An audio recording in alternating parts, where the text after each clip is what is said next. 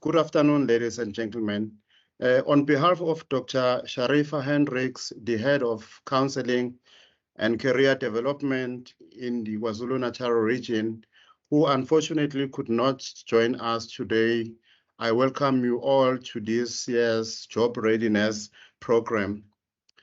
Let me take this opportunity and extend a special word of welcome to our keynote speaker, Mr. Ronnie Mulaudzi. I would also like to take this opportunity and extend another special word of welcome to Mrs. Madu Makanya from the Counseling and Career Development at the head office. You are most welcome, Mrs. Makanya. I would like to welcome my colleagues from the KwaZulu-Natal region, especially colleagues on the program, Ms. Lisa Denzel, Mr. Tumelo Mukwena, Ms. Penny Shezi, who is the Acting Deputy Director for Academic and Technology Support in the region. Most importantly, colleagues, let me welcome our final year students. Siyanamukela, this is your program. Now, why are we here today, colleagues?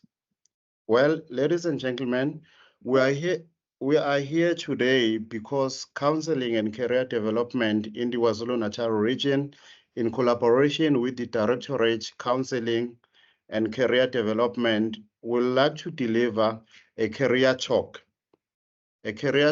which is designed to equip final year students with important tools and insights necessary for successfully navigating the 21st century workplace.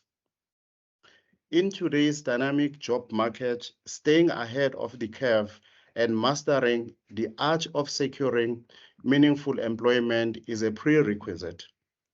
It is therefore crucial for you as final year students to master employability tools such as CV writing, crafting a compelling cover letter, and indeed preparing effectively for an interview.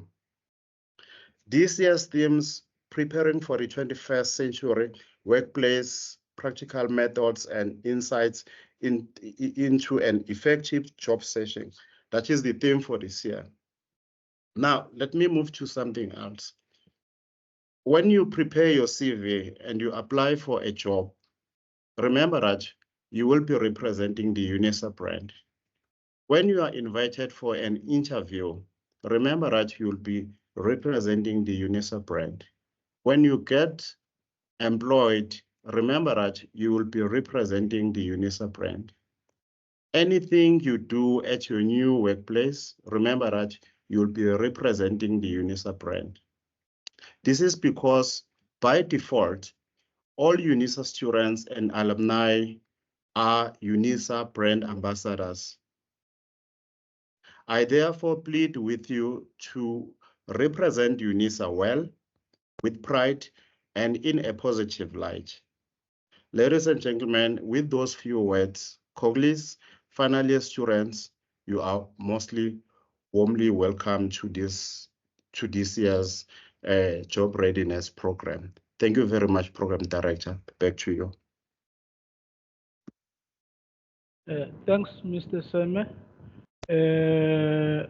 Colleagues, without wasting time, can I call upon Mrs. Makanya to introduce to us our guest speaker for today? Thank you so much, Mr. Program Director, sir. It gives me pleasure this morning to introduce our speaker for the day. He is a corporate career. He has a corporate career spanning over 17 years across a number of sectors, including consulting, public sector, manufacturing, retail, and investments. He's an accomplished professional with over 7 years of executive experience as a chief operations officer in the investment sector. He has developed a wide-ranging skill set over the years in business leadership, operations strategy, development and execution, government and compliance, corporate communications, human resources, budgeting and financial management, IT, facilities and property management, and corporate social responsibility. Our speaker also conducts training and coaching to SMEs on operations, human resources, and governance-related matters. He also participates in various SMEs incubation programs to support the growth of SMEs. Our speaker speaks on various platforms and contributes to executive level industry panels. He is the winner, of the 2015 Standard Bank Rising Star Awards in the retail and manufacturing sector. He currently sits on the University of Africa's Industrial and Organizational Psychology Advisory Board, made up of several industry representatives who contribute to the university's curriculum development. Our speaker is also a member of the Institute of Directors in South Africa called IODSA. He has held several board positions previously, including being a non-executive director at Pick It Up, an entity of the City of Johannesburg, where he chaired the Social, Ethics, HR, and Remuneration Committee. He currently holds the following board directorships: as SMS Mining, Eva Electric, and Sakumnoto Property Holdings. In terms of his work experience, he started his work journey in 2007 as a consultant with PricewaterhouseCoopers after graduating. He thereafter joined the Department of International Relations in 2009 as a Deputy Director, Talent Management. Thereafter, in 2010, he joined the South African Breweries as a District HR Business Partner. Later in 2012, he joined Saville and Holdsworth as a Senior Consultant. And a year after, in 2013, joined Massmart Group Holdings as a Group Human Resources Manager. In 2015, he joined Sakumnoto Group Holdings as a Chief Operations Officer, which is a position that he's holding to date. In terms of qualification, ladies and gentlemen, his first degree he obtained in 2006, which was the BSc, a degree at the University of Witwatersrand, followed by an BA honors degree in 2011 with the University of South Africa, and later in 2015, he graduated with his Masters of Commerce with Unisa. We are proud to have him as our alumni. Beyond his professional space, he epitomizes a life that is well-rounded as a professional. He is also an award-winning recording gospel artist, a radio presenter, well-renowned MC in business circles, and a health fanatic. Ladies and gentlemen, it gives me pleasure to introduce to you and to call Mr. Ronnie Mulaudzi to the podium. Thank you, Ronnie. You may ascend the podium.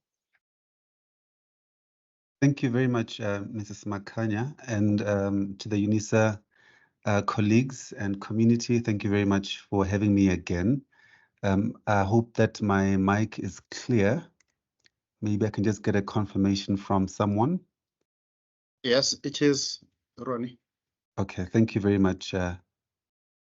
Thank you very much.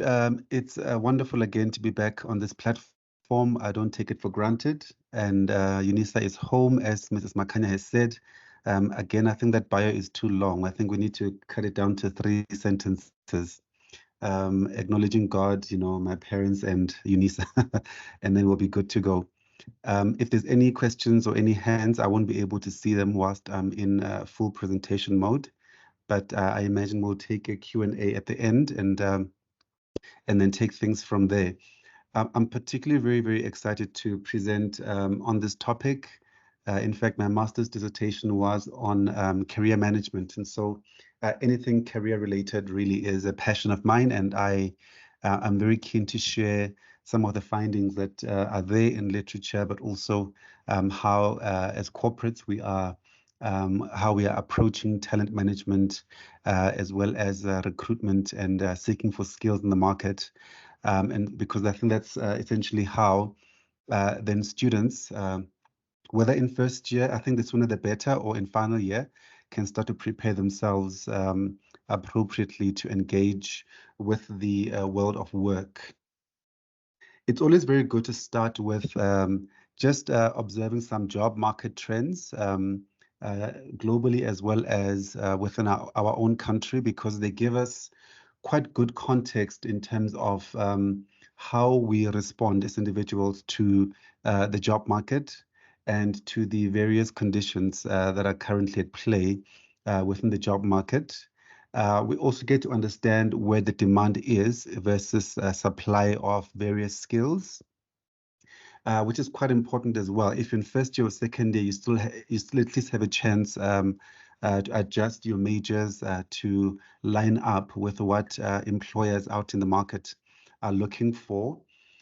Being part of the Unisa advisory board for industrial psych, we get to engage with the university around issues of employability of graduates when they finish their various programs of study.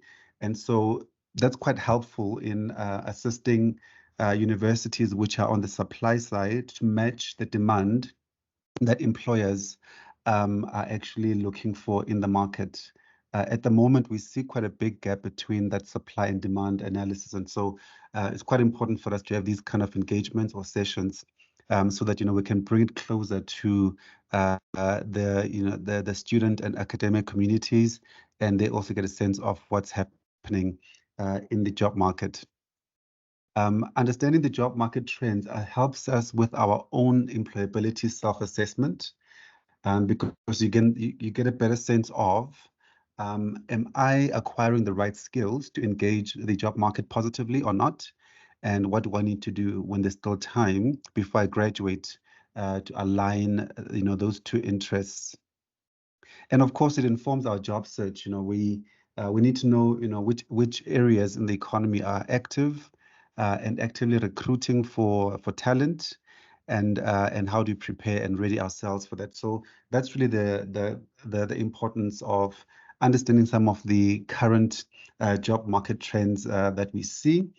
And this is the latest stats and trends in South Africa, published by Natalie Counselling, 2023, last quarter of the year, last year.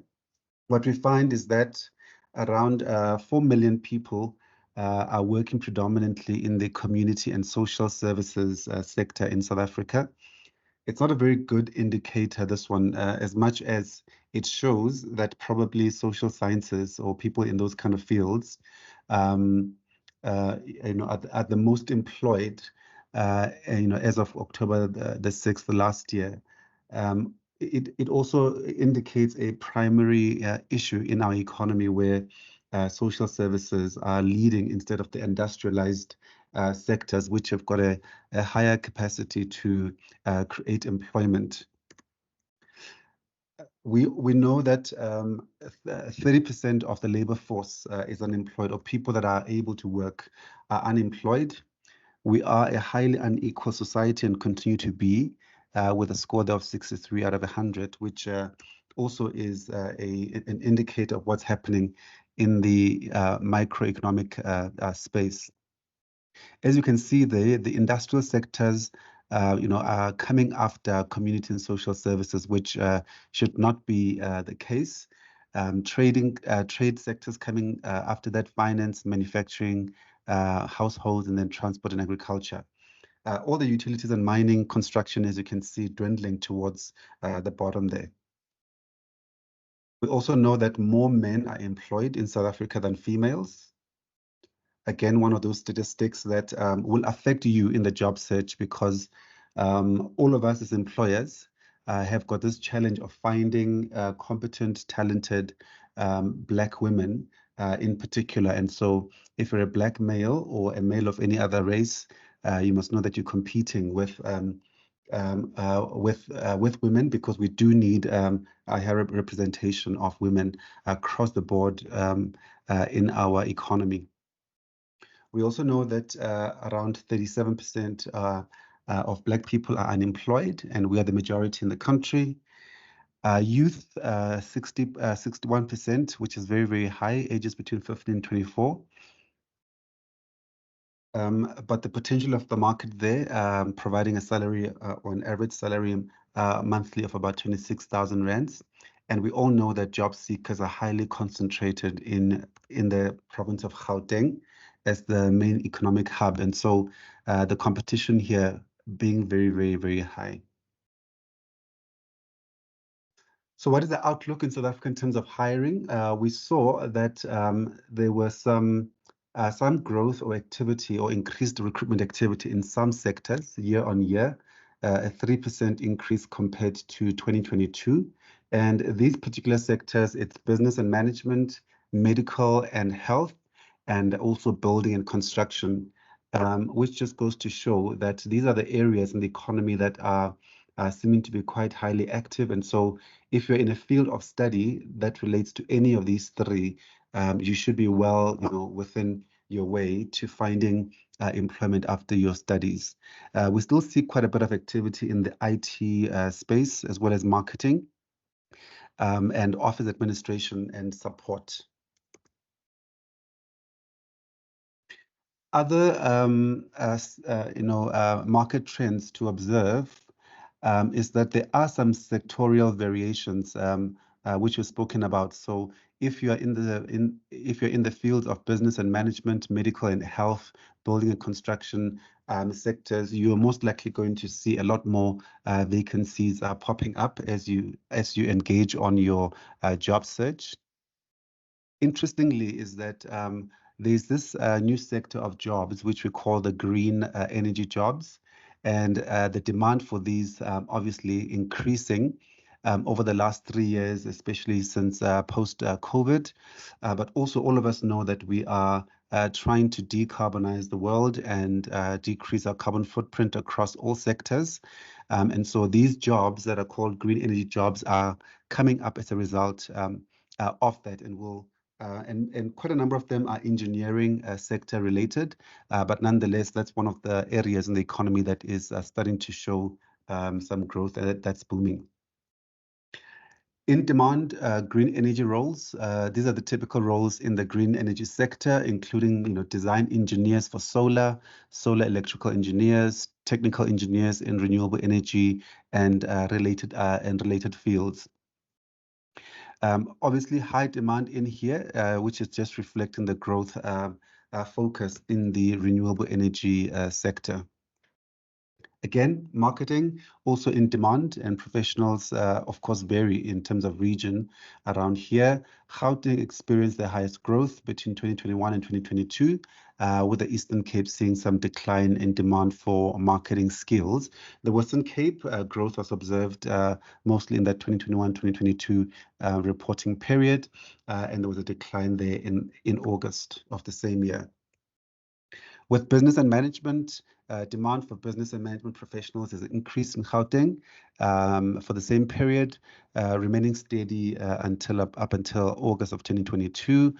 Both Eastern Cape and Western Cape also seeing a slowdown in business and management professionals. Marketing-related offerings.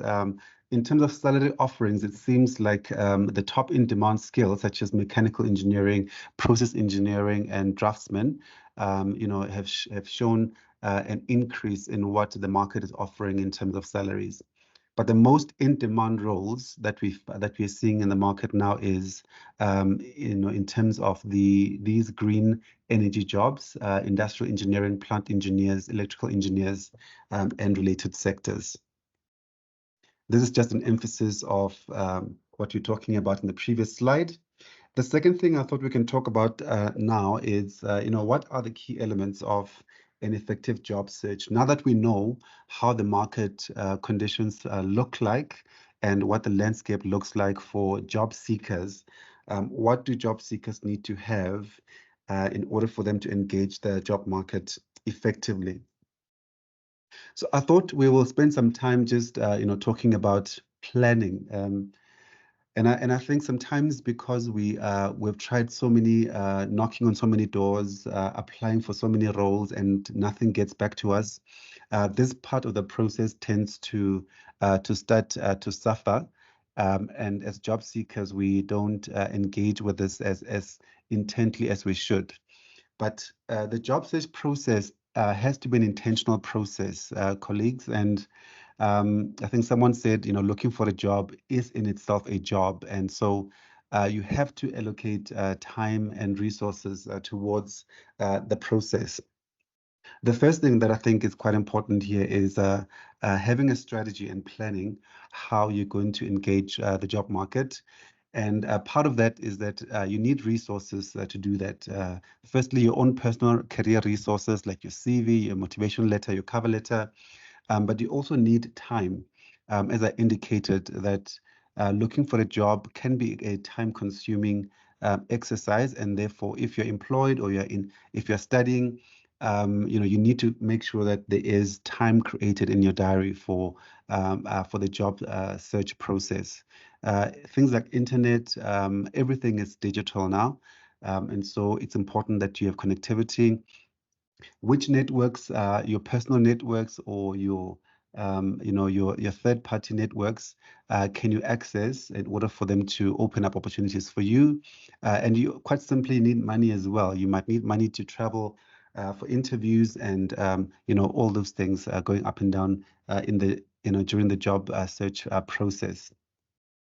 But second to that, after you've planned and you've got a strategy and you know what the resources you need to achieve your career objectives, it's also very important to do the self-assessment. We spoke now about the various trends in the job market.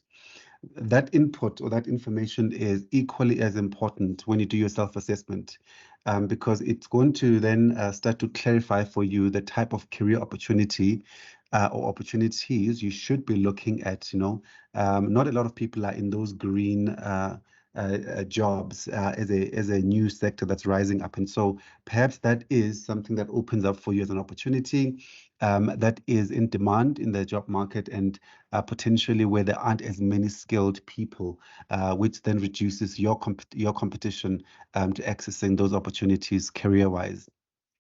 Personality is a very important tool in doing your own self-assessment, understanding who you are in relation to the kind of career opportunity or job that you're pursuing. What are your personal goals? What are your career goals? Where do you want to start? Where do you want to end up? And so those are all important inputs or questions to reflect on as you engage the job search process. Which sectors, which industries do you want to pursue? What is your unique selling proposition? Essentially, what puts you head above shoulders, way ahead of your competitors or your peers? Also importantly, how is your digital footprint? All of us here, or most of us probably on this call, have some kind of a digital footprint, either on social media or other platforms. Nonetheless, it's important to look at all your digital resources and understanding how they contribute to your job, a successful job search process. Some of you on LinkedIn, are not using professional, pictures, and so that contributes to how you show up on the digital footprint. Some of you have got very provocative Facebook accounts, Instagram accounts, and so all of those digital elements or resources need to be looked at and see how they contribute towards your job search process, because all of those will contribute to the state of your professional brand. After you've done your self-assessment, it's time for execution. And really, this is just acting towards achieving your job search objectives, depending on, how you've responded to the type of career that you want, the type of industry that you want to go into, understanding your own set of skills, competencies, what you bring to the table for an employer. What makes you, irresistible to an employer, such that, when they look at your CV together with your peers, that it is an obvious choice to pick you. And also very important is that once we start on the job search process, it often happens that you forget what you've applied to, what role it was, which company it was, why in the first place you were interested in that company. And so sometimes when they then come back to you 3 weeks later, 4 weeks later, then you've forgotten which company it was, what role it was. And so it's important to keep a log of all your applications, why you were interested in applying for that role, so that when they do call you unexpectedly, that you are able to engage with them meaningfully. There's nothing worse than calling a candidate and they don't even know what company it is that's calling them. And so very important to keep track of your applications.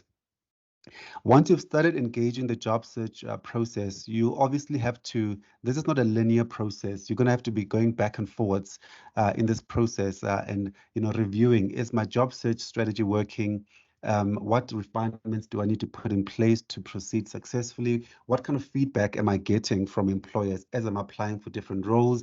And it's important that you ask for the feedback. So if they say you're unsuccessful, ask them what were the gaps that were missing. Sometimes they will give you the feedback, sometimes they might not, but it's always good to ask for the feedback so that when you can incorporate it into your job search process and refine things as you go along.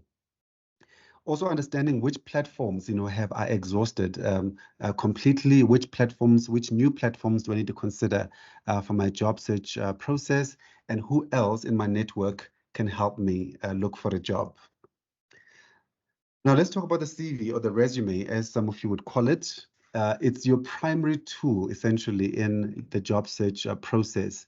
This is your ultimate weapon of mass distraction. If you don't have a CV, you are not even on the battlefield, just yet. And so your CV, as opposed to a resume, your CV is a more comprehensive, detailed account of all the resources that you bring to an employer.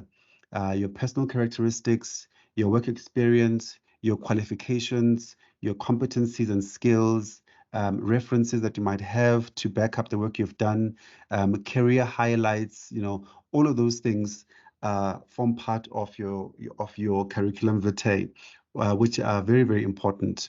And your CV, in terms of how long it should be, the answer is that it should be as long as it needs to be. But of course, there is a sweet spot when it comes to the length of a CV.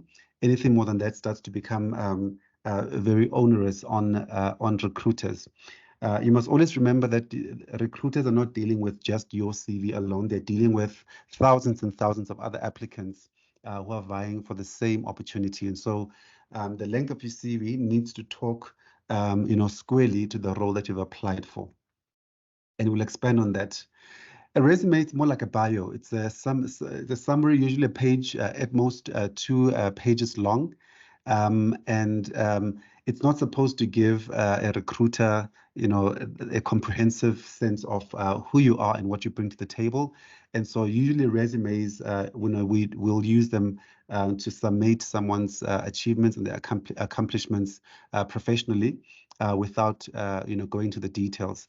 But as you can imagine, for a job, a recruiter needs to see the detail of what you've been doing since you finished your your post-matric qualifications or studies. And so it's quite important for you to have a comprehensive CV that talks to what you're applying for or to your career goals. One of the important things that you must always remember with a CV is that it must be relevant to each job that you apply to. Some of you that have been working or that have volunteered or have done some work outside of your studies might be able to leverage or benefit from this. And so if you've volunteered somewhere and you're applying for an administration job, make sure that the experience that you cite on your CV is relevant to the job that you've applied for. You always work in reverse chronology, whether it's your job experience or it is your qualifications. You start with the most recent, going back to the oldest. Another important thing is that your CV needs to be KPA and KPI focused. So essentially, A KPA is a key performance area. It's essentially all the things that you'll see on a job description where they say, you know, this job, if you're an accountant, you're required to produce, you know, monthly management accounts as an example. So it's an area of performance where you're expected to act. And also your key performance indicators. So essentially the things that are going to demonstrate your ability to do the work. So if the key performance area, it's management accounts or reporting. So as a reflection on your CV, when you focus on the KPIs, you're going to say produced monthly, you know, accurate monthly management accounts for board reporting, you know, in this role. So that demonstrates that you've been able to do the work. If you're in a sales type of environment, this is where you will need to brag about all the sales targets that you've hit since you've started in your career. That is what we call being KPI and KPA focused. So do not take your job description, copy and paste onto your CV, because your job description and versus what you actually do on the job are two different things. And so look at your job description, look at the key achievements for each of the areas or deliverables that you were meant to achieve in that role, and then demonstrate how you were able to do that. It's providing evidence of your competence, because remember, your CV is speaking for you in your absence. In terms of other elements of a CV, format and layout are not everything, although they are important. So you do want your CV to be aesthetically pleasing and not too intimidating for the recruiter. There are a number of variety of modern CV templates that you can find online, which are free to use. So feel free to Google that and check. I'll show you some examples of modern CV templates. Choose one that reflects your professional brand or the industry or the sector where you wish to pursue opportunities for jobs. If you must, do enlist the skills of a CV writer. Where possible, there are quite a number of them on LinkedIn. You just search their CV writer and you'll find a number of professionals that can help you write your CV, obviously at a cost. But what's important is that your CV must demonstrate your ability or your potential to do what the job advert is asking for. Your CV must always be authentic and honest. Please do not embellish or lie on your CV. It will be the end of your career because all of that will follow you for the rest of your life. And on top of that, it is a criminal offense to lie on your CV or to embellish. Showcase your value by all means. Any achievement that you believe is going to add, to your chances of getting the role, you need to expand on it. Now, this is an interesting one. We all know that there's POPIA and there's PIA and all kind of information regulatory legislations that are out at the moment. So please be very careful the kind of personal information you put on your CV up front, because you never know, where your CV might land. So marital status is not necessarily very important on a CV. Health is not important. Your ID number is it's an extremely sensitive piece of personal information. Please, if you don't need to put it on your CV, don't put it there unless they ask you for it. Hobbies are not necessarily essential in a CV. They don't really demonstrate or have any relevance to how you're going to perform in the job. Religion, all of those things, they're things that, constitutionally are not supposed to prevent you from doing any job in South Africa. Also, just aesthetically, use standard fonts for your CV. Don't use cursive type of fonts. Use simple fonts that are easy to read and understand. You don't want to also over rely on buzzwords. What's very important here with your CV is that one size doesn't fit all jobs when you are approaching the job search process. So make sure, as I indicated, that your CV speaks directly to the job that's been advertised. What we find is that, of course, people are fatigued and job seekers have been trying various opportunities and nothing coming through. And so eventually, you know, one just starts to forward the CV, you know, without doing any adjustments or take into account what the jobs or the roles are asking for.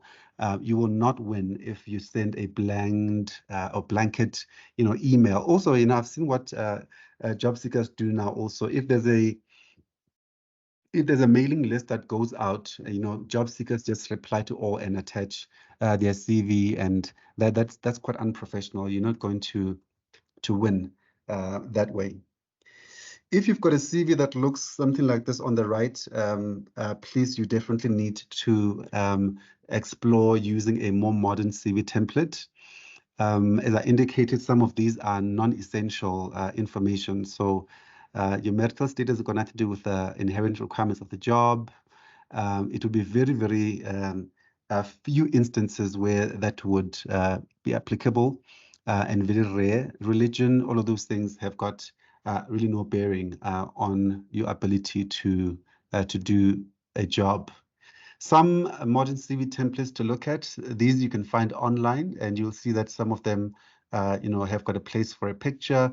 A professional picture, depending on sector, usually is quite helpful because it gives you the same kind of digital experience that you'd find on LinkedIn.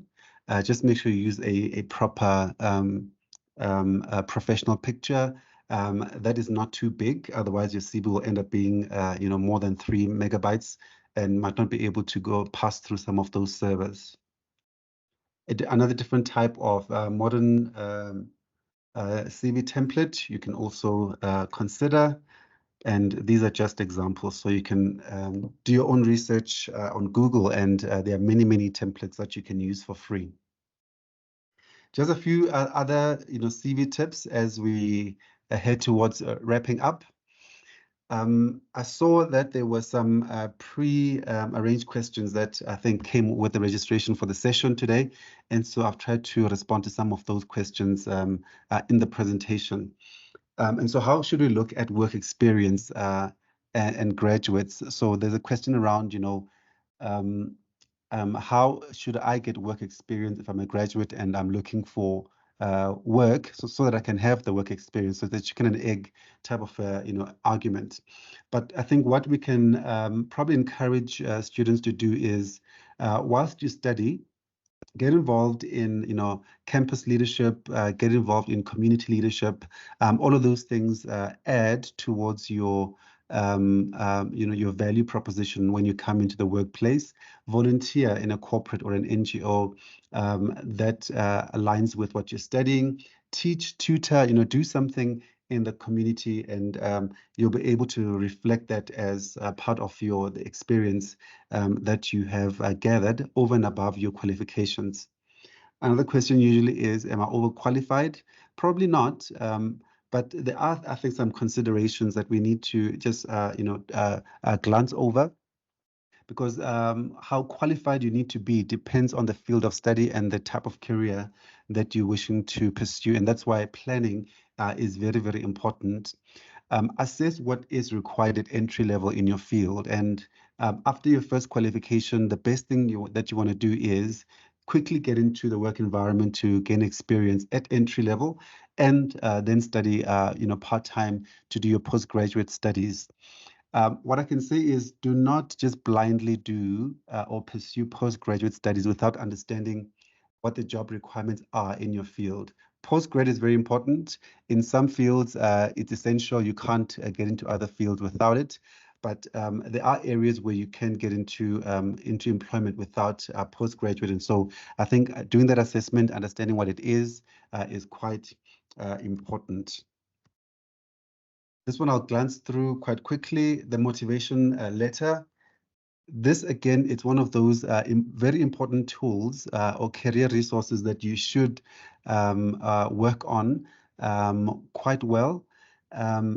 What the letter of motivation does for you is that you are able to more succinctly demonstrate your understanding of the role that you're applying for and how your skill set fits into that role. So that, you know, the recruiter has got a, you know, one other measure or one other filtering mechanism before they look at your CV. So make sure that you write your letter of motivation very, very well in a way that demonstrates to the recruiter that you have understood the role and its requirements, and you have the right skills, competencies that are required to execute on that. Your letter of motivation doesn't have to be long, just a page or half a page should be fine, and only referencing the things that are essential for the job. How do you prepare for the job interview? The best way to prepare for a job interview is to get enough sleep and rest before the day before. But secondly, make sure that you have read the job spec thoroughly and that you understand the requirements for the job.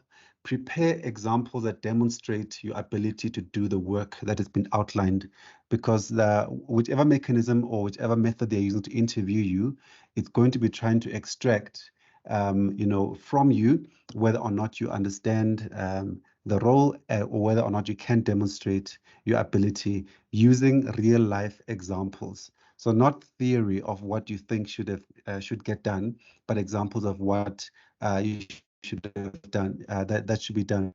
And that's why the volunteering, that is why the involvement as a student often helps, because it helps you build those examples for you to prepare for your interview. Where you don't have experience, don't embellish or lie, because you'll get caught out. Do your desktop research on the company that you are being interviewed by and the people that are interviewing you. Have a basic understanding of their strategy, their values, any big news items that they may have announced, any projects that they're doing, etc. It's very important to do that. It shows the recruiter that you are interested in their business more than just getting a job.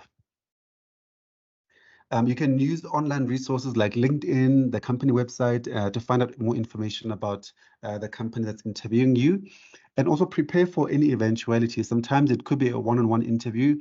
It could be a panel interview where you might find that there are 4 people on the panel interviewing you. It can be a 2-on-1, etc. Just make sure that you're prepared for any scenario that may arise. Some interviews may come along with a test or an assessment, so also prepare yourself for that. And know your areas of development and your areas of strength. This is a very important question. It's always going to get asked, what are your strengths and what are your areas of development? It is not a good sign when you cannot reflect on both of these elements. And so very important that you go to the interview already knowing, for this particular role, this is going to be where I have got areas of development, and this is going to be where I'm really going to kill this role and perform at my best.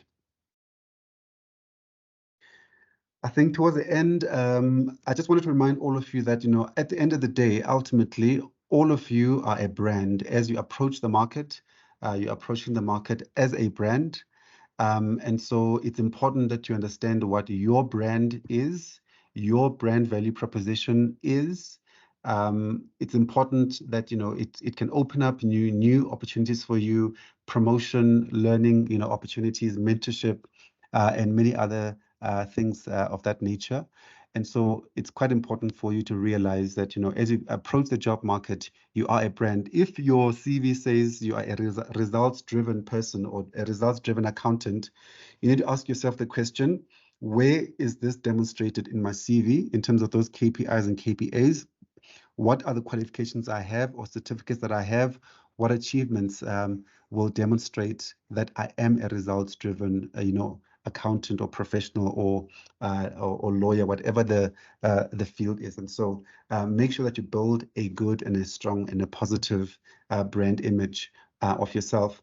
Remember that your CV or what people say about you when you're not there in the room is quite important. So when people are talking about you, what kind of brand positioning are they talking about in relation to you?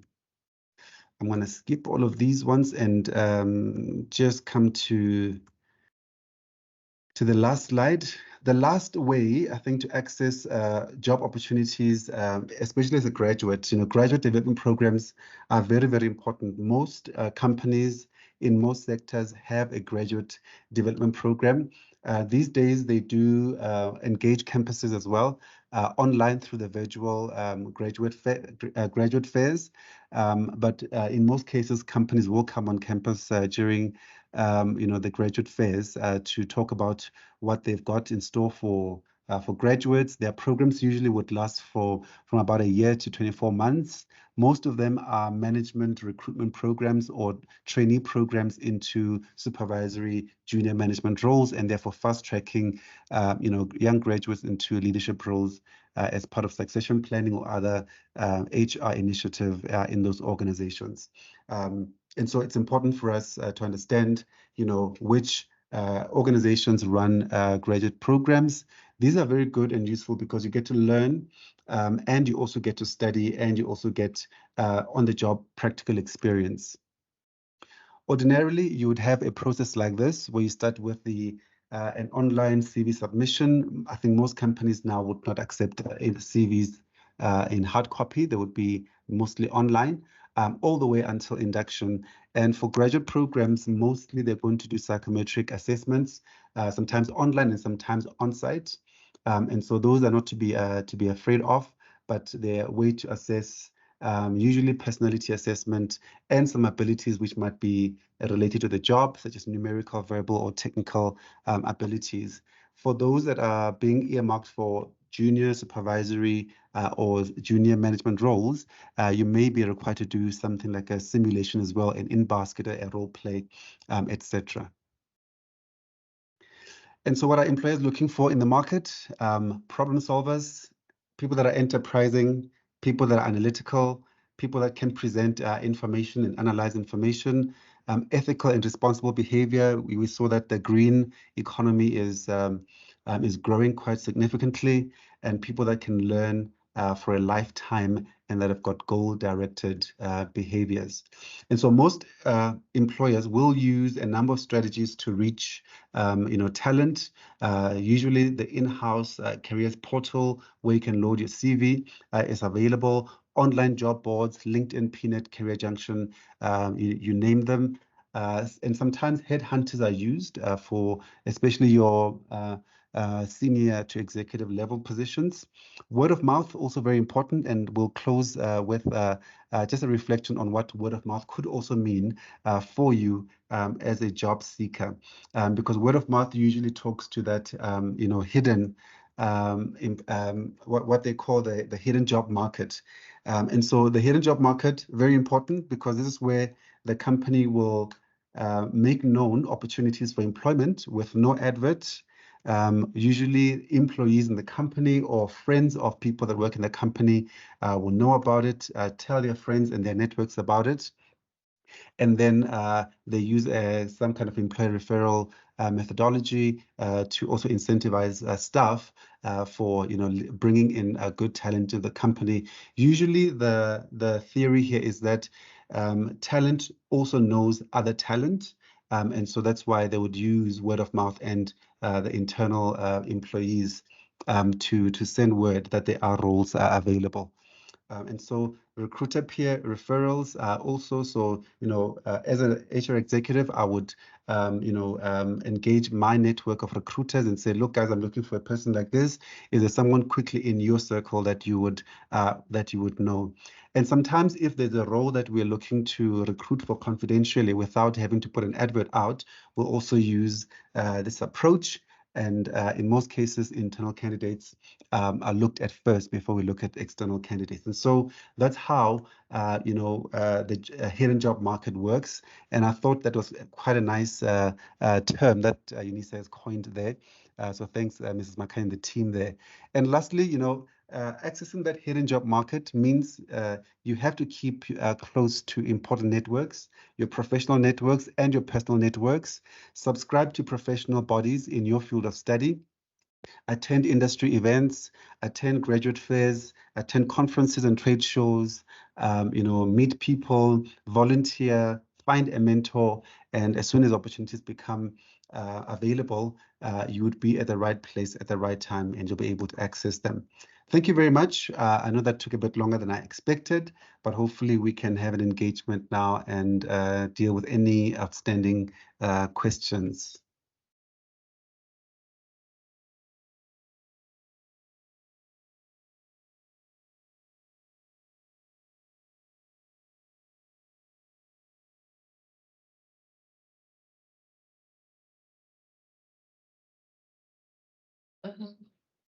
Sorry, Program Director, are we okay to go on with the questions? Yes, we can proceed. Sorry, colleagues. Thank you. Thank you very much, Ronnie. As you've indicated, we've got a couple of minutes left for some questions. So I just took a look at the questions that were posted as you were presenting. So let's just take a look at some of those questions. Just in general, one of the students, Rubia, asked a question about that she's busy with a BSc and advice about what jobs they can apply for. I wonder, just in, to benefit all students in the session, what are some thoughts from yourself about, if you've got a specific qualification or background, how do you identify which jobs or organizations to apply for jobs to? Thanks, Leza. Yeah, I won't have all the answers, by the way, but I think that a lot of the career-related concerns usually come because not everybody gets the right type of career guidance and counseling at the right time. If you think about it, we're choosing our subjects, I think, in grade or in standard 7 or standard 8. And so at that time, it's quite early for someone to have a full appreciation of who they are, what their interests are, what their strengths are. And so that's why sometimes you'll find that people get into first year varsity thinking they wanted to become a medical doctor. And, after the first semester, they are changing programs, etc. Because then the world becomes a lot bigger and the exposure becomes a lot higher once they've left high school. I think the first point of call is in high school, before we choose, whether we're following a science stream or a business stream or whatever stream it is, however they look at that these days, that we have a full understanding of ourselves. We do some kind of a career assessment, in high school, so that it starts to inform the kind of career choices that we are making. So I think that is the first step, Leza. And I think once you're in varsity in first year, I think by the time that you start your first year, really you should have done enough research yourself about the field of study that you're entering, and also the type of opportunities for employment that it actually affords you at the end of your program. And I think that's where the self-assessment comes in, and planning for your career. Sometimes I think we think these things are going to happen automatically or somehow by miraculously, but we do have to be intent about these things, and as early as high school, make the right choices. I also just want to mention, I think I heard you correctly earlier, you spoke about that one needs to be quite strategic, in terms of your career planning and your management. So what you've now also mentioned is quite important, that this is a process that unfolds as you are making choices, subject choices, as you're choosing your qualification. So I think if students could just take away that it's very important, the strategic thinking about our careers, and basically every day to allocate, even if it's just a couple of minutes, on building our careers. Okay, so there was also a question from Daron. They were asking, would it negatively affect me if I do not have any social media except for WhatsApp and my email? Not really. I don't think it negatively affects. But the world is digital now. I think the least you should that you should have as a job seeker is a LinkedIn account, because that is for professional networking, and you get a fair amount of good exposure there, but also leads into roles. So if at all, I would say I would strongly recommend LinkedIn as a social media space to be in. The other ones, if you are there, people can always look at Facebook, Instagram, and other more social type of platforms. So it's important there also that your image remains professional, and that someone might, if they're doing their online DD, is not going to find unpleasant or unwarranted type of content about you. Thank you, Ronnie. I'm just going to also ask if there is anybody in the audience. I think we've got time for maybe 2 or 3 short questions. So you're welcome to raise your hand if you would like to ask your question live. Otherwise, I'm just going to focus on what was posted in the chat. I see a hand. Let me just unmute you. Samokwake, you're welcome to unmute your microphone and ask your questions. Thank you very much for the opportunity. Yeah, my name is Zamokwa Kimbonambi, and I'm a Unisa student. I'm a second-year law student. So at the moment, I'm currently employed. So what I'd like to know is, how do I make sure that I like, stay relevant at my workplace? What I'd like to know is, how do I make sure that I grow, especially within the company that I'm actually currently working in at the moment? Thank you very much. Thank you, Samokwake. Ronnie, do you have any thoughts on that? Yes, sure. I think briefly, it's I think a great privilege, firstly, for you to be studying whilst employed. I think that's one of the best case scenarios that anybody can hope for. But in terms of growing in the company that you're working for and staying relevant, that also, again, it depends on the kind of strategy that you have set for yourself and for your career. So if you want to become a partner in a law firm, and that's your ultimate career goal, then you should involve yourself in learning opportunities that get you to being a partner in a law firm. And so each one's career, pathing and development or planning would be different depending on the kind of outcome they would like to achieve. If you are working in a law firm and you want to be a legal practitioner, but you also want to end up actually as an academic teaching, you will follow a different path or strategy to get you there. And so it all depends on the kind of strategy that you have set for yourself and how you are engaged in the job market to achieve it. Thank you very much, Ronnie. So let's ask, I see Charles Matlangu. You're welcome to unmute and ask your question. Thank you very much, Lisa. My question is around the issue of age limit. So I just need to know, what is the position or the views of recruiters around the age limit of 35? Let's say you have unemployed graduate, let's say at the age of 13, and they've been applying without any success for job opportunities. And the time when they reach 35, they are out of the bracket. So what is the remedy around that issue? Because most students are facing that reality, and I think it's an unfortunate circumstances. So what are the recruiters' point of view around that? Let me ask.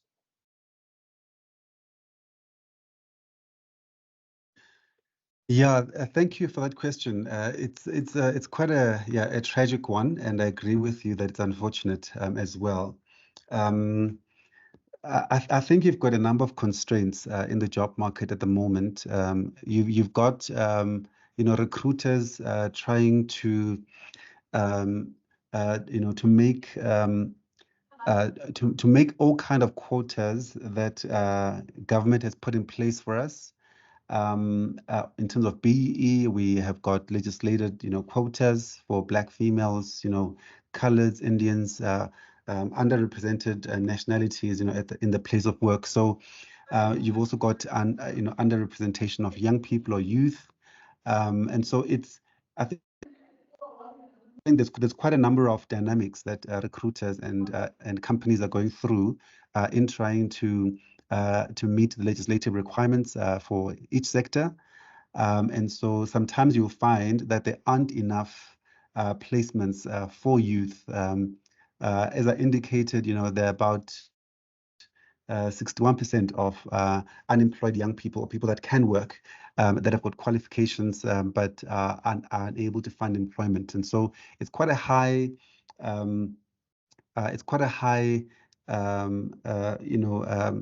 supply that you've got in the market. But the questions that I asked earlier, are the skills that we're producing from the university side what industry is looking for, and if they are not what industry is looking for, how do we close that gap? I think that's where we're going to possibly start to see a way to remedying some of the difficulties we see for young people to get access to opportunities. Internships, learnerships, all of those programs, they are put in place there with the with an attraction for young people to address that issue of youth unemployment. But again, like I said, there are limitations in terms of the kind of placements or on the demand side that can meet the various employers and various industry sector requirements. So I think it's a slightly more complex issue, economic issue than that. But yeah, we are finding that young people are struggling to access opportunities, predominantly because there isn't just enough out there in industry to absorb everybody.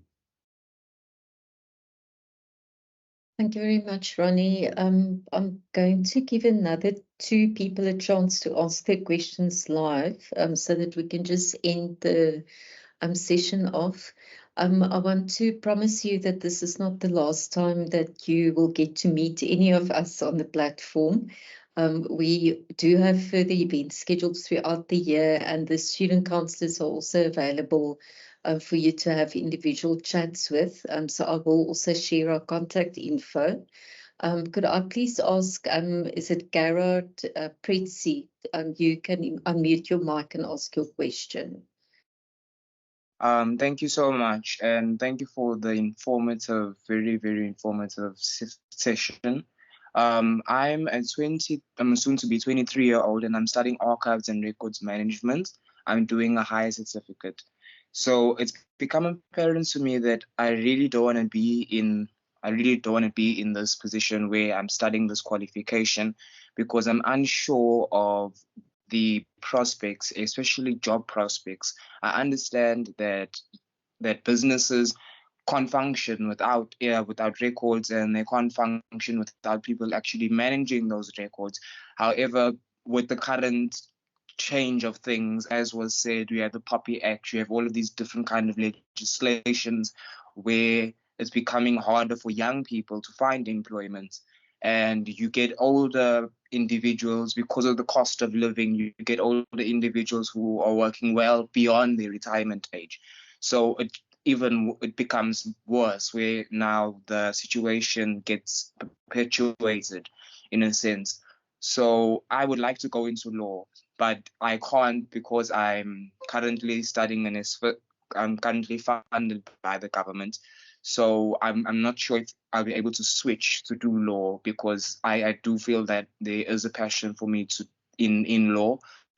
However, I'm unsure. So my question basically is, in terms of employment, is it a good idea to complete the qualification that I'm currently enrolled in, and then pursue my passion, or should I just continue with what I have now, and hopefully down the line I will be able to find employment? Thank you. Thank you. Is it Gerard or Gerald? Sorry, I don't want to mispronounce him. Gerard. Okay. Like a soccer player. Yeah, thank you for the question. I think your question covers actually quite a lot of general principles. You mentioned, for example, one could start studying a specific qualification, but then circumstances change. or your own interests change, you know, what do you do in terms of, do you complete the current qualification? Do you just, you know, soldier on with what you've chosen, or do you think about pivoting to another field? So in general, Ronnie, if you could maybe also just comment, you know, about things like, as we are studying, we might get different ideas about our careers, and how do we then manage, you know, pivoting to another field, for example. And this can happen at any age. You know, it's not just for young new students. It could be for somebody who's 50 years old, who's 60 years old. So how, just some general principles about, you know, making different choices. Yeah.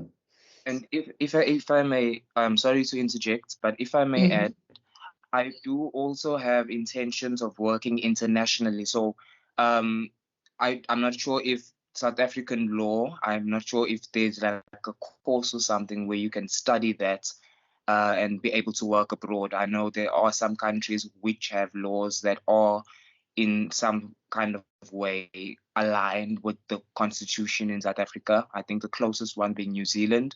But also, will the qualification that I'm pursuing, will it give me access basically to the international recruitment market? Thank you. That's the final question.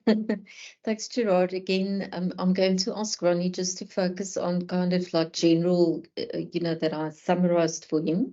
But I think just in terms of your specific question, the best would be is if you would then connect with one of our student counselors, where we could have a more in-depth discussion about your particular questions, you know, also working internationally and so on.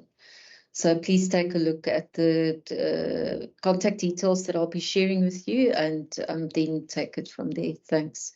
Ronnie? No, thank you, Liza, and thank you, Gerard, for the question and the comments. Much appreciated. It is quite an interesting, you know, fix that we find ourselves in. But you know, what I would say is that careers also are not they're not linear. So I think we need to have enough comfort that you know, over our lifetimes, we're going to have to make various you know, decisions, various choices, some being, you know, more long impact than others, some being more short, you know, a more short-term impact. But ultimately, it goes back to, you know, what is the plan? What's the overall plan that I've got for my career? What's my strategy, and how do I want to get there? What I do and any pivoting I make in that journey or in that process must be informed by my aspirations or my goals. And so if I use myself as an example, I wanted to become a medical doctor, did the BSc. Second year in, I decided it's not going to be a career that I pursue for the rest of my life. I pivoted in second year, took up industrial psych. You know, did an extra year of varsity to finish the industrial psych, and I never looked back. You know, so you can literally start, you know, on the west and end up in the east or even the south. And so I think all of it is understanding who you are. And for me, the reason for pivoting was that I went to the careers unit, met with a counselor, they did an assessment, and I got a better insight into who I was that would inform then a pivoting and changing courses at the time that I was in second year. So I think it depends on your plan, yeah. Thank you very much, Ronnie. So unfortunately, we don't have time left to take any more questions. But as I said, you know, please don't hesitate to contact us for more conversations. Also keep an eye out on further events such as this one, that we will bring the information to the Unisa events calendar. And I will then post the contact details for career counselling and development in the chat. So at any time, feel free to contact us. Thank you very much. Over to the program director. Thanks, Lisa, for handling the Q&A. session. Colleagues, without wasting time, can I call Mrs. Penny Shezi to give us the vote of thanks? Good afternoon, colleagues. Good afternoon, everyone. On behalf of KZN as an acting DD, I would like to say thank you very much. Thank you, Program Director, for sharing the ship. And thank you, Mr. Siyabonga Seme, for welcoming us so well. Mayor Mandu Makanya, thank you for introducing our vibrant guest speaker. To you, Lizelle, thank you for helping in the Q&A. You did very well. To the student, this is a lifetime opportunity. Thank you for taking time to join us in this workshop. This is a once-off workshop. You never hear of people talking about this, but I take it that today you will be more happy and now you've got a clear understanding of where you want to be. And to our guest speaker, Mr Ronnie Mulaudzi. You've done so well. Thank you so much for talking to us and our student, for highlighting us. For me, the take-homes were the follows. You spoke to us about how to respond to the job market. Now, today, we understand that you have to look at the demand and the supply. You made us aware that when you apply for the job, you need to look at the trends, observe the trends. And you even directed us that the latest trends is in the business management sector, the medical health, and the construction. I hope the students have noted that. And indeed, we can all attest, looking for a job, it is a job in itself. Now we are going to go out there as students prepared to do the job. We are selling ourselves, as you indicated. Our CVs are going to speak volumes about us. And you highlighted that one need to update and professionalize our footprint, especially our young generations. We need to teach them to be mindful of what they post and what they do when they market themselves for the job. Yes, you asked us that our CV should be relevant. I take it that the student will take cognizance of this. They need to have a relevant CV. And of course, the motivational letter, you indicated that it demonstrates your understanding of what you are applying for the job that you are applying for. And most of all, what transpired for me is that we are all the brand. We are the brand. So that talks to the applicants that when you apply, you are selling yourself, you are a brand. Thank you so much, Mr. Mulaudzi, for the inspirational talk. And I wish the student could take cognizance of this and do the best in their search. Thank you very much. Thank you, Program Director. Thanks, Ms. Penny.